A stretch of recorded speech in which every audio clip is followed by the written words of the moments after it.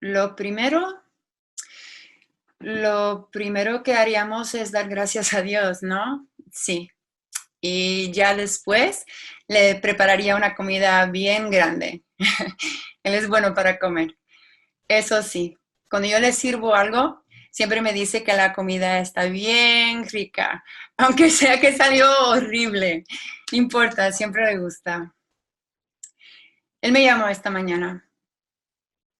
Él siempre me llama por la mañana. Menos mal que ahora le están dando minutos gratis.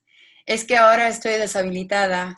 Antes, cuando trabajaba, yo ganaba bien y siempre le depositaba dinero.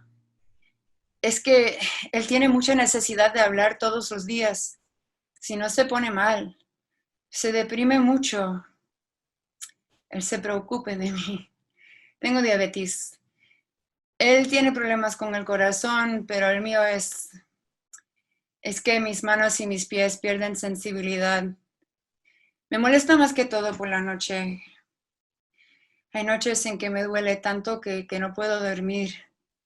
Antes él me ayudaba a levantar de la cama, caminar, ir al baño, pero ahora que estoy sola está muy difícil. Cada mañana él me pregunta, ¿cómo amaneciste tú? ¿Cómo dormiste? Y yo siempre le digo, bien, dormí bien, todo bien, aunque sea mentira. Y me pregunta, ¿cómo está la chontoca? Palabra suya muy chistosa, chontoca. Siempre me hace reír él. Y le digo que mi cabeza no me duele, sea la verdad o no. En estos días casi nunca duermo bien.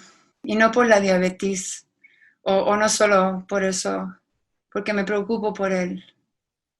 Yo sé que hay mucha gente que juzgan a los que están encarcelados. Mi esposo es jardinero, un trabajador. Muchos como él están ahí adentro solo por no tener papeles, solo por eso, no más. Los separan de sus hijos, de sus familias y todos sufren, todos sufrimos. Yo sufro, yo que tengo papeles, mis hijos sufren.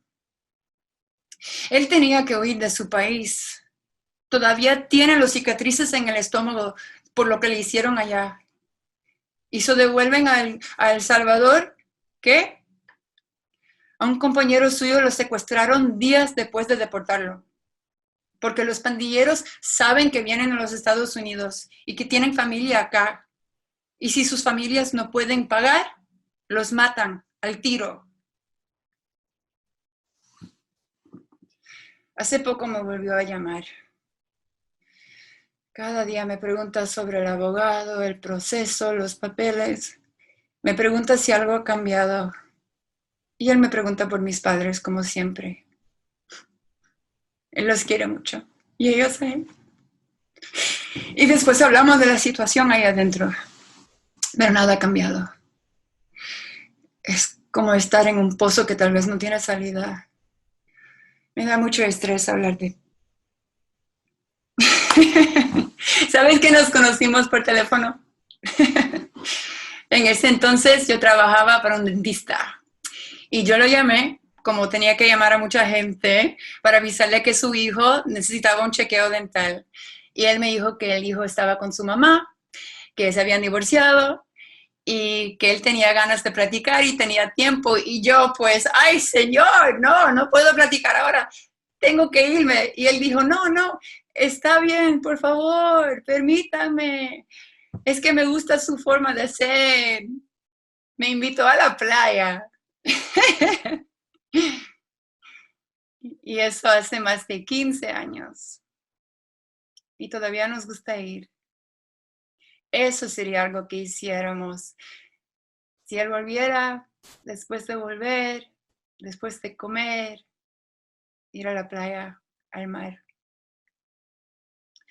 Pero ahí sigue, adentro, nada cambia. Eso es lo peor. Está en una celda de 10 pies cuadrados con 4 camas y un baño. No existe distanciamiento. Si alguien empieza a sentirse mal, pasan 1, 2, 3 días antes de que un médico lo vea, si es que lo ven. Ahí están siempre, uno encima del otro, respirando el mismo aire. Hace poco que le dieron máscaras, pero dice que acaba de fallecer un detenido. Dicen que es por el virus. Me tiene muy preocupada. Ahora aquí estamos todos en casa, no podemos salir, nadie trabaja. Todo ha cambiado por completo, pero adentro allá nada cambia. Día y noche siempre, siempre lo mismo. Es horrible. El mundo ha cambiado. Y si él llega a enfermarse, para nosotros ir al mar es un encuentro con Dios. Por eso íbamos. Por eso iríamos si es que algún día. Él me llamará esta noche a las 9, como siempre, y oramos pidiendo fortaleza, pidiendo gracia, misericordia. Oramos por nuestros hijos, por mis padres. Él ora por mí y yo por él. Y damos las gracias. Es lo primero y lo último que hicimos siempre. Y lo primero que haríamos si él volvería a casa. Eso nunca cambiará.